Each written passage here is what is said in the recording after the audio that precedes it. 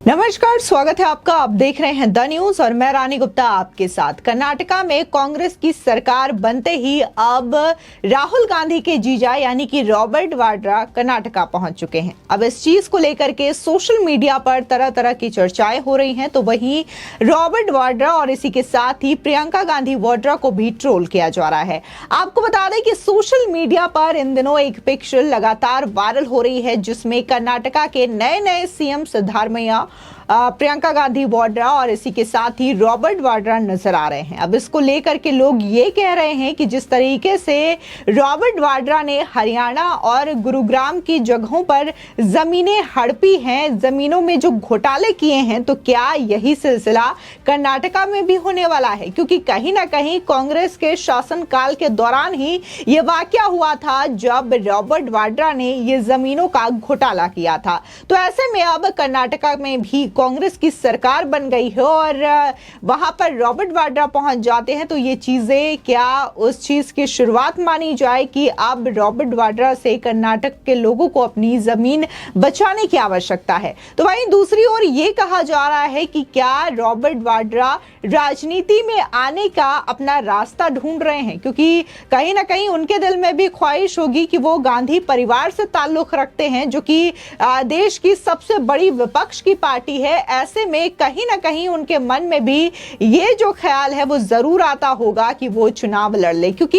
एक interview viral हुआ था जिसमें रॉबर्ट वाड्रा ये कहते हैं कि आज जब चुनाव होता है तो उनके नामों का इस्तेमाल किया जाता है। देश की जो पार्टी है बीजेपी, वो खासकर उनके नाम का प्रयोग करती है और ये कहती है कि सोनिया गांधी के दामाद ने कितने सारे जमीन के घोटाले किए हैं और उनका नाम लेकर के वो चुनाव जीत जाती है। ऐसे में अगर मुझे राजनीति का प्लेटफॉर्म मिलता है तो मैं अपनी बातें आकर के लोगों के सामने बता सकता हूं और ये कह सकता हूं कि मुझ पर जो आरोप लगाए जा रहे हैं वो झूठे आरोप है। तो ऐसे में मुझे राजनीतिक प्लेटफॉर्म की जरूरत है। जिनके बयान के बाद से लगातार लोगों के बीच में यह कहा जा रहा है कि अब कांग्रेस पार्टी में परिवारवाद को और भी ज्यादा बढ़ावा मिल सकता है और आने वाले समय में रॉबर्ट वाड्रा अगर चुनाव लड़ते हुए दिखाई दें तो इसमें कोई हैरानी नहीं होगी। आपको बता दें कि लगातार अगर गांधी परिवार की बात की जाए तो चाहे फिर वो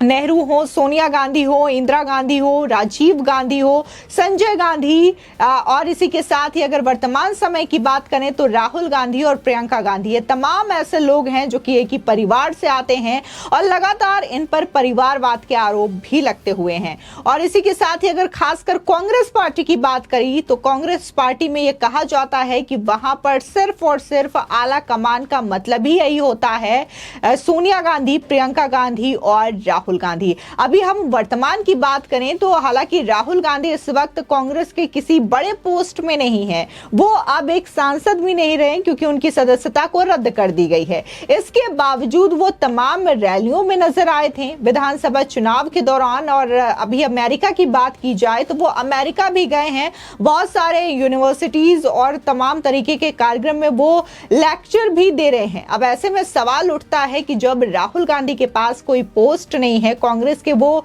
एकमात्र कार्यकर्ता है, नेता है, ना तो वो अब एमपी रहे और ना ही एमएलए रहे हैं, ऐसे में आखिर किस हक से वो इस तरीके से रैलियों में भाग ले रहे थे, रैलियों को संबोधित कर रहे थे और अब अमेरिका भी जाते हैं तो वहां पर भी किस बेसिस पे जाते हैं? तो इसी को लेकर के लोग लगातार ट्रोल कर रहे हैं सोशल मीडिया पर। तो वहीं बीजेपी भी इस पर पलटवार करती हुई दिखाई दे रही है। बता दें कि बीजेपी के आईटी सेल के हेड हैं अमित मालवीय, उन्होंने भी इसी फोटो को शेयर किया है जिसमें रॉबर्ट वाड्रा, सिद्धारमैया और प्रियंका गांधी वाड्रा नजर आ रही हैं और उन्होंने कैप्शन में लिखा है कि भगवान कर्नाटका को बचा लो। ऐसे ही तमाम लोग हैं जो कि लगातार ट्वीट कर रहे हैं और रॉबर्ट वाड्रा को ट्रोल कर रहे हैं और ये कह रहे हैं कि अब कर्नाटका के लोगों को अपनी जमीन का बंदोबस्त कर लेना चाहिए क्योंकि रॉबर्ट वाड्रा कर्नाटका पहुंच चुके हैं। बता दें कि एक ट्विटर यूजर लिखते हैं, ऐसा लगता है कि कांग्रेस को कर्नाटका में बहुमत मिलने के बाद कांग्रेस की परिवारवाद को बढ़ावा मिला है।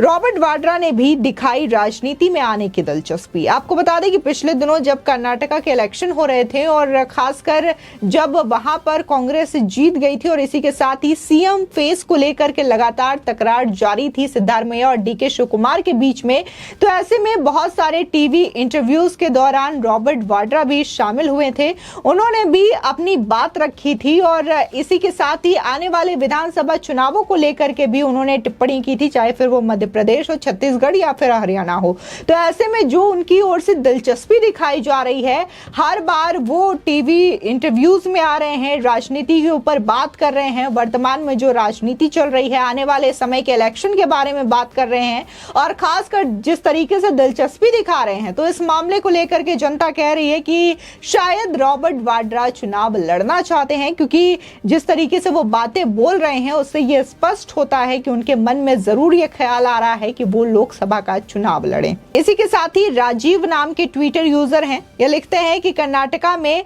कांग्रेस के चुनाव जीतते ही कांग्रेसियों के जीजा रॉबर्ट वाड्रा पहुंच चुके हैं। किसानों की जमीन को अपनी जमीन समझकर रखवाली करेंगे। डॉक्टर रेचा राजपूत लिखती हैं, जीजा जी चले कर्नाटका में जमीन खरीदने। वहीं एक ट्विटर यूजर हैं, ये भी लिखती हैं कि जिस तरीके से कर्नाटका में जो गाइडलाइंस बनी है जमीनों को लेकर के, तो शायद इसका फायदा रॉबर्ट वाड्रा उठा सकते हैं, क्योंकि जिस तरीके से यूपीए गवर्नमेंट के दौरान जितना फायदा उन्हें मिला था जमीनों को लेकर के, तो यही फायदा शायद उन्हें कर्नाटका में भी मिल सकता है, जिसकी वजह से उन्होंने कर्नाटका जाने का फैसला किया है। आपको बता दें, दरअसल रॉबर्ट वाड्रा को लेकर के कई तरीके के आरोप लगे हैं, खासकर जमीन को लेकर के खरीद फरोख्त को गलत तरीके से इस्तेमाल किया गया है, जिसकी वजह से जमीन घोटाले का आरोप रॉबर्ट वाड्रा पर लगा है और साल 2018 में इसे लेकर के बकायदा केस दर्ज भी किया था, जिसका मामला अभी भी कोर्ट में चल रहा है और फिलहाल कोर्ट ने रॉबर्ट वाड्रा को क्लीन चिट नहीं दी है। इसी के साथ ही अगर बात हम हरियाणा की करें, तो हरियाणा में भूपेंद्र हुड्डा के कार्यकाल के दौरान और साथ ही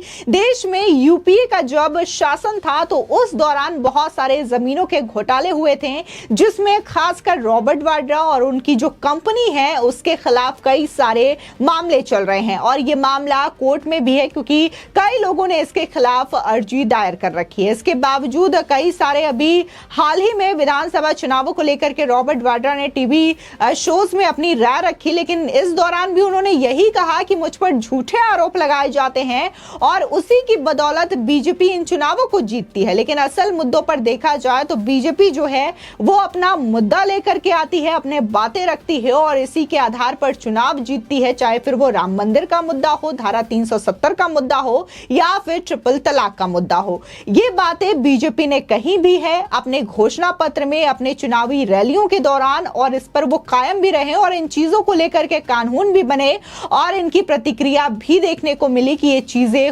होकर रही है भारत में। इसके बावजूद रॉबर्ट वाड्रा को शायद ये लगता है कि बीजेपी अगर चुनाव जीत रही है तो उनके नामों का इस्तेमाल करके। फिलहाल लगातार अगर देखा जाए तो कहीं ना कहीं कांग्रेस पार्टी में परिवारवाद हावी रहा है, जिसकी वजह से अगर हम कांग्रेस के अध्यक्ष पद की भी बात करें तो यहां पर कई सालों से या तो यहां पर सोनिया गांधी अध्यक्ष बनी रही या फिर राहुल गांधी यहां पर अध्यक्ष बने रहते हैं। इसके अलावा गांधी परिवार से कोई बाहर का व्यक्ति काफी ज्यादा लंबे समय तक यहां पर अध्यक्ष नहीं बना रहा है। हालांकि अभी वर्तमान में बहुत सारी बातें उठी कि सिर्फ गांधी परिवार से ही कांग्रेस पार्टी का अध्यक्ष क्यों बनाया जाता है, जिसके बाद इस बात को गलत साबित करने के लिए फिलहाल के लिए मल्लिकार्जुन खड़गे को अध्यक्ष बना दिया गया है। लेकिन कई सारी मीटिंग्स में देखने को मिला है कि मल्लिकार्जुन खड़गे के साथ या तो राहुल गांधी मौजूद रहते हैं या तो सोनिया गांधी मौजूद रहती हैं। फिलहाल इस खबर को लेकर के आपकी क्या राय है, हमारे कमेंट सेक्शन में जरूर बताएं। आगे की और भी अपडेट के लिए चैनल को सब्सक्राइब करना ना भूलें।